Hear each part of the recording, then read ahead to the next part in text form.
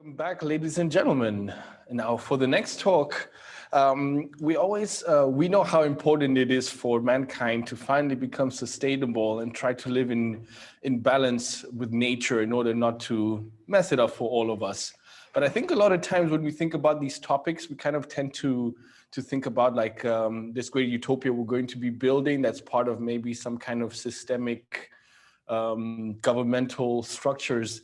And I think like there's a lot of things that we can do in terms of like our personal behavior and the way we live our lives. So I think that this next topic is really, really great because the whole idea is everyone loves to club, everyone likes to go out and party. And this is something that no one will want to stop us from doing except for maybe coronavirus. So the question is, how can we do it so that basically the green utopia in the future becomes this clubtopia, where the clubs themselves are also also participating in the whole sustainability and making the world a better place, because we can all have fun and we can do both at the same time, basically. And in order to, without further ado, I'm going to hand it over to Konstanze Meyer, who's actually the founder of the whole Clubtopia, which is this online guide on how other people can actually join and make their clubs and their events more green. And particularly also what's interesting is that this talk is not just about just the big venues, but I think a lot of the things that are going to be presented in this topic can also apply to smaller venues as well. And also for the guys taking part, it's also a Q&A, so feel free to ask questions. Konstanze will be there for you. So without further ado, I would like to present you all to Konstanze Meyer. Hi, good morning, and thank you. All right, so thank you for the introduction. Thank you also for the introduction and for joining this meeting. I'm happy to be here and speaking with you about sustainability in nightlife. And so basically that's what we do with our project Clubtopia, which is a joint project of, you can see, many partners, and we've tried to bring together actually people from nightlife and sustainability in order to make nightlife itself more ecological, and in order to help clubs and venues to reduce their carbon footprint. So our focus in sustainability is really on the ecological. So myself, I work for BUND Berlin, so the Friends of the Earth Germany, Berlin, sorry. And also I'm one of the founders of Clubtopia Vision. But of course, this is a joint project. I'm not the inventor of it. I haven't invented that idea, but I'm part of it for a few years now, since 2013. So if we could move on with the presentation, it would be great. I think I don't have the command on how to move on. Thanks. Okay. So what you see is actually a picture I took many years ago in a nightclub in Paris, and it reminds me of the feeling when you go out at night. It usually is you try to escape your daily life, maybe even your daily personality. Maybe you have a nightlife personality and all you want to do is actually escape and maybe not think about tomorrow, which in the first-hand place seems a bit difficult when you try to consider that sustainability means actually thinking about tomorrow, thinking about future generations and their needs. So really nightlife and sustainability could seem like something that doesn't really fit together. So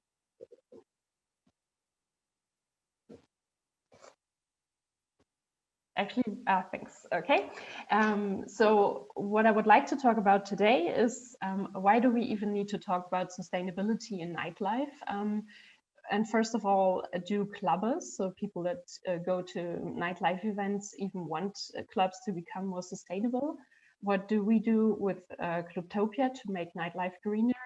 And And then I would like to take you a little bit around a venue, a club, what you can do in each part of this club to become greener. And I will, to conclude, I will have a few tips for club goers, what they can do to make their nightlife greener. So when you think about nightlife and clubs, you can think about two different kind of emissions. So direct emissions that the club directly emits, so like sound, fine dust or particulates, but also indirect emissions linked to the energy consumption of the club. So I mean, they use energy and therefore carbon emissions are produced. But at the same time, of course, clubs are wonderful places where art is created, people come together, and it is a great place for communities also to have their free spaces and live their nocturnal personality. And that's why we do not only consider clubs as bad venues that emit carbon emissions, but we actually consider them as an important part of the solution in becoming a greener society and taking sustainability further in our society.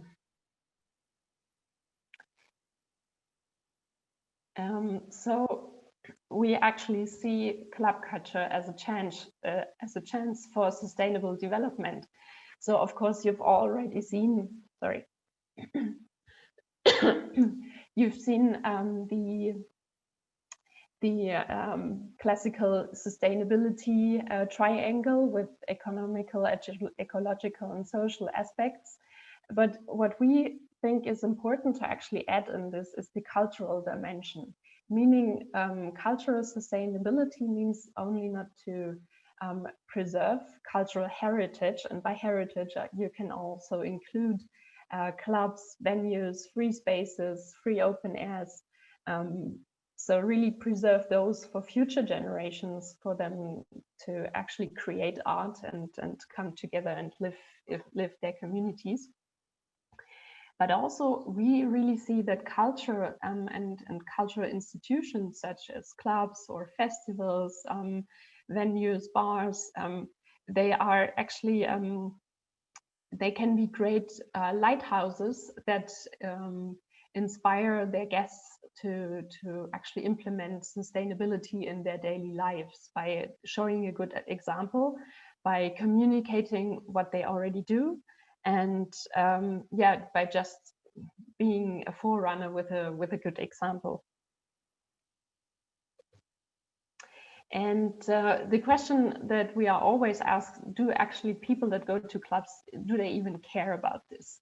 Do they care about sustainability in nightlife? And the clear answer that I can tell you is yes. I've done some research on that and asked over 500 club goers in Berlin in 2018 whether they support sustainability in nightlife, so on the social and on the ecological level. And they really highly agree on nightclubs to become greener. And they can also imagine supporting nightclubs in becoming greener and socially acceptable. So thank you. What I've also found out is that the more someone is involved in the clubbing scene, and the more someone is living sustainability in their daily lives, which actually clubbers do, the more likely they are to support clubs in their sustainability measures. So, and these can be really small steps from I put it in the measure of co-production. So that could be, for example, just taking your glass back to the bar in order to get your deposit back. That's really, you put in very small resources.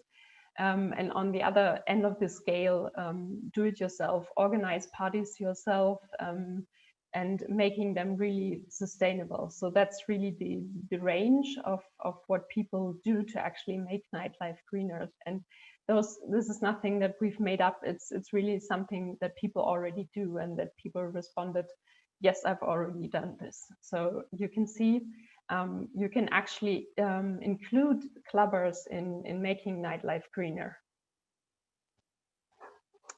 So our project is called Clubtopia, and so that's a kind of a mixture of club and utopia. And we want actually that utopia, the perfectly environmentally friendly club, to become reality. And therefore, we want them to take measures in the field of energy and climate, also their waste and resource management, in mobility, and then last but not least in communication, so including guests, their partners, but also their teams. So this is kind of our vision for Clubtopia. So, and what do we do to actually implement or make this vision reality? So we have in our project Clubtopia, we have different aspects. So there's the Future Party Lab, which is an innovation lab where we bring together people from nightlife and sustainability. And there are also our roundtables, in which we invite club owners to create their own aims and create their own code of conduct instead of just, putting them a difficult certification scheme and just, letting them do their business with it. They really set the goals themselves, and that's why we think that this code of conduct in the future, of course, after clubs can reopen, can be a good way of making nightlife greener. So in addition to that, we also offer energy consulting, meaning that we actually go to clubs and take all the details that we find on site. So what kind of lighting they use, what kind of heating, what does the fridge, how do the fridges look like, and then we analyze those data that we collect and suggest some measures to improve in the club. And because we cannot go to every club, that's why we've created the Green Club Guide, which is an online guide on how to improve the carbon footprint of your club. And what I would like to do now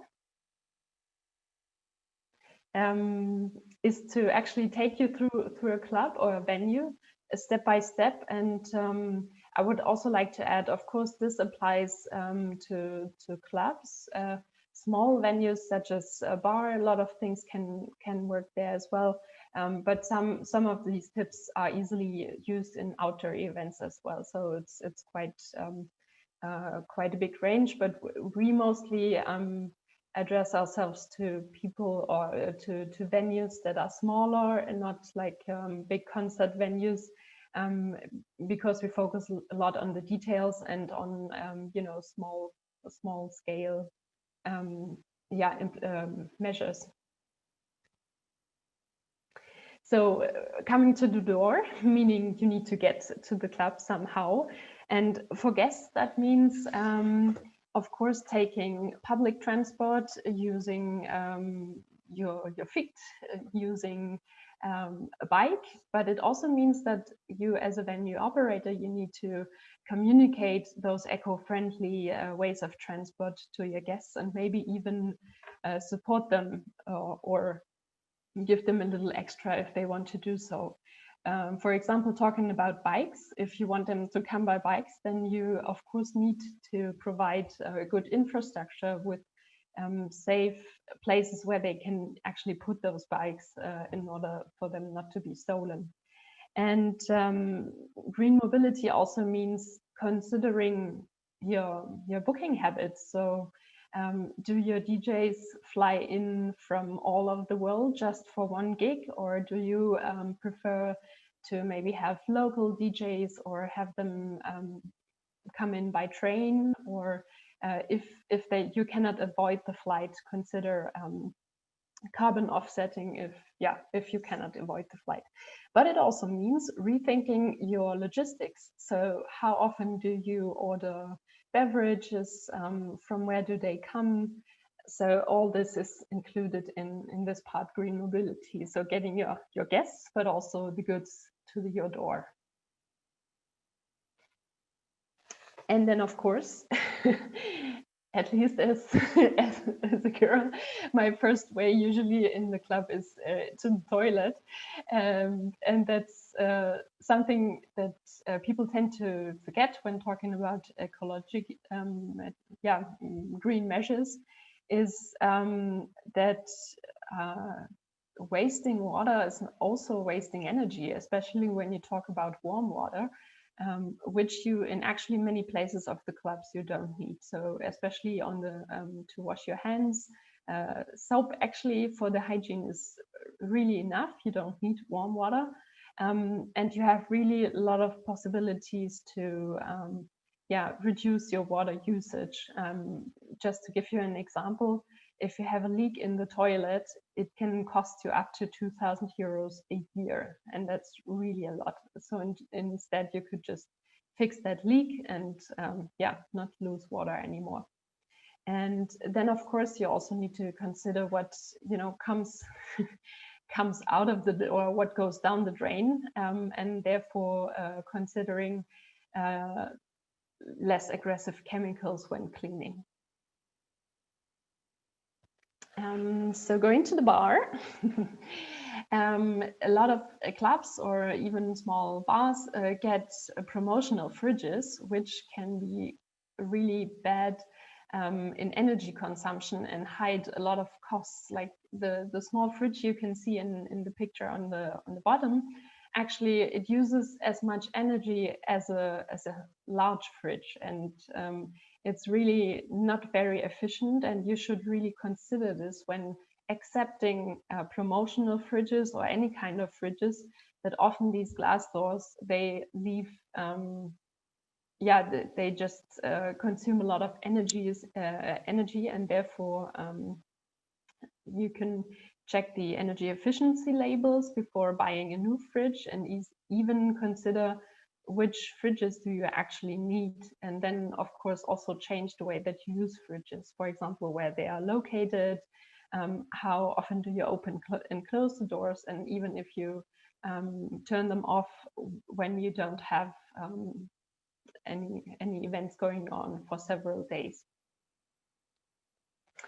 And of course, lighting, I think that's nothing new. LED technique now is really common, and we don't have to convince people anymore to switch it, because it is really flexible. You can change the colors, and of course you don't lose any energy because they don't emit as much heat as the traditional bulbs. And finally, that's the part zero waste, where people always want to talk about plastic straws. That really seems to be something really important. Well, before thinking about those, really zero waste in the first place means rethinking your habits, rethinking what you actually use in your bar, in your club. So meaning, do I need these straws? Do people even really request them if they're not there? Do we actually need like the little plastic cups for shots, or can people just drink at the bar and have a glass? So really it's about rethinking all the habits that you have before actually thinking about recycling. That's really the last part. Also refusing means, for example, refusing fridges or any promotional material that you don't even need, but that often are highly energy consumptive. And of course, we always suggest not to use any single-use plastic. Even those so-called bioplastic is really not a good solution. And then, of course, buy in bulk, repair, in order to actually not produce so much waste. And the waste that you can't avoid, of course, then put it in ways to recycle. So, and the last two parts. So really important. One of the biggest steps is to just change your energy supplier, which in Germany, of course, you can do. You have the free range, and before doing so, please consider the labels, because green energy is often sold, and it's really often not very clean, and no energy from renewable sources. So really, that's something to consider. Actually, when you start the whole process, that could be the first step. Change the energy supplier and watch out for the label. And then finally, also a really important step is to communicate in order to implement your team, your guests, but also all your partners. And for example, with your team, it is always good to have not only one sustainability person, but to have a whole team of people, so that they are not alone in pushing other people to actually separate the waste or avoid. And so it's always good to have a team. And of course, when reaching out to your guests, you can always keep it light, use humor to inform them about what you're doing or what you want them to do, and really try to watch out for places where you can easily reach them. For example, when they're waiting in line or at the toilet, instead of course, at the dance floor. All right. So finally, what can club-goers do? So there's small steps you can make, but which in the end have a great impact. So first of all, consider your transport. So where, if, for example, you take public transport. Secondly, consider what kind of rubbish you bring to the club or let drop around, which also has a big impact on the relationship that that you have with the neighbors. And of course, choose local brands for the beverages. Don't be so noisy around the club. And finally, support your club in its sustainability measures, and also, praise them for if they're doing good. So finally, of course, we don't want people to stay at home or not to have fun during the night, but we want them to return home with the feeling that they can actually have fun and consider future generations at the same time.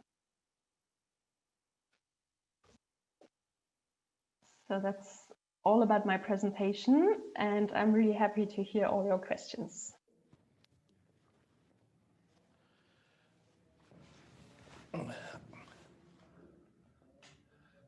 Well, just joining in here quickly, just to give the audience a quick moment to see if they can get 1 or 2 questions in.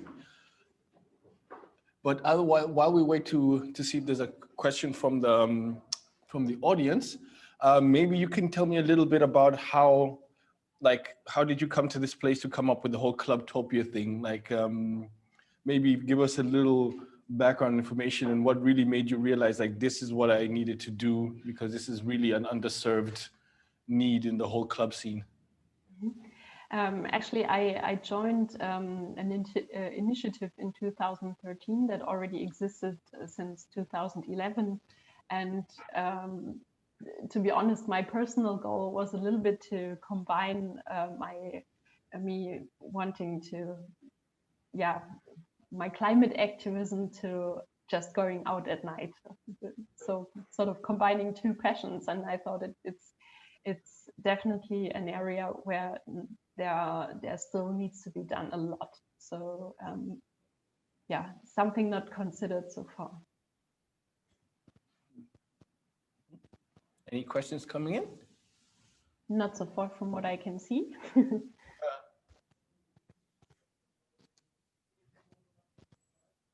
Okay. Will you be taking part in other talks, this Most Wanted Music?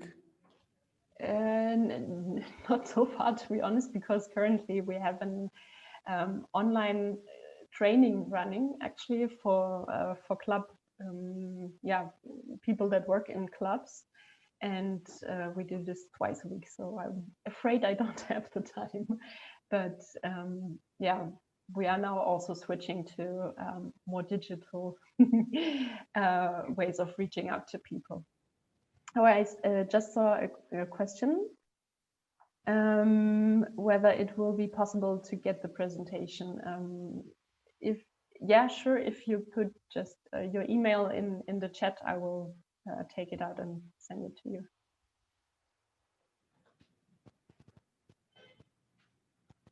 And of course, everything I've just presented is in our Green Club Guide. Unfortunately, it's only in German, and we have a few video tutorials going with it, which are, I'm afraid, also in German, but with the image it always works. A good German lesson. Yeah, so then I'll say thanks for the question. Was it Dathy?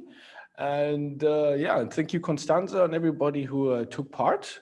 And so yeah, we're going to take a short 5-minute break because up next, I know everybody's sorely disappointed at all the festivals we missed this year. So hopefully next year will be a different one. And right next to Berlin is the Grand State of Brandenburg, which has so many amazing locations and is really built as a perfect place to have a festival if you want to throw one. But of course, if you throw one, you got to follow the rules. And to follow the rules, you got to speak to a lawyer. So in 5 minutes, we're going to do just that. So thank you once more, Konstanze, and we'll be right back. Most Wanted Music 2020.